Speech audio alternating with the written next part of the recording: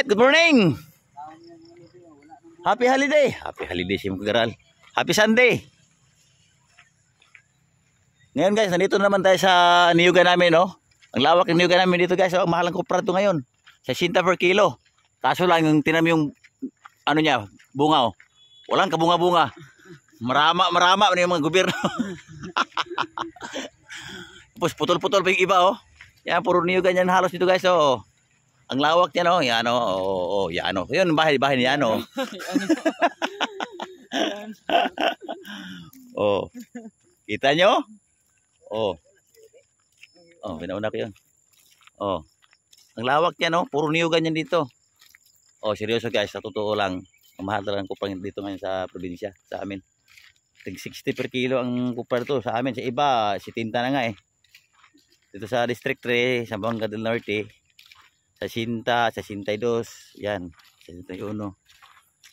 Kaso lang ngayon guys, tawag sa Bisayan sandaw ba? Yung hindi masyadong mabunga ang mga niyog ngayon. Ayun, pero meron namang bunga talaga siya, pero hindi gaya ng ano, pero pag mamunga to, mumura na naman yung kupra. Hindi ibig sabihin na magmumura ha. Mura ba? Low prices. Guys, oh.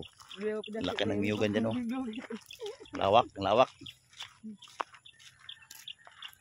Kita nyo. Ang lawak ng niyugan oh. Yan, may mga baka dyan guys oh.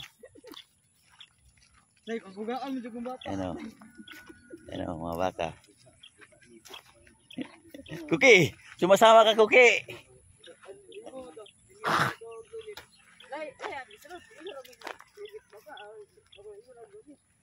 Punta kami sa baybay, dagat. Manguha kami ng isda, manarap. Magnet fishing kami ngayon. Tapos ng fishing ban, magnet fishing kami ngayon. Yan guys oh. Oh, kita niyo yung lawak ng puno ng mga niyog dito oh guys oh. Daming niyog dito. Isa sa number 1 product dito sa amin, niyugan. Tapos maisan, palay, ganun. May mga ano din, may yung kamuting kahoy. Guys oh, lawak. Yan, may baka dyan dito guys oh. Oh. Yan yung mga ano ko, mga sugoy. Alright. Thank you for watching. Bye bye. Don't forget subscribe our channel Unpowered Adventure and click the notification bell for more videos upload. Bye boo.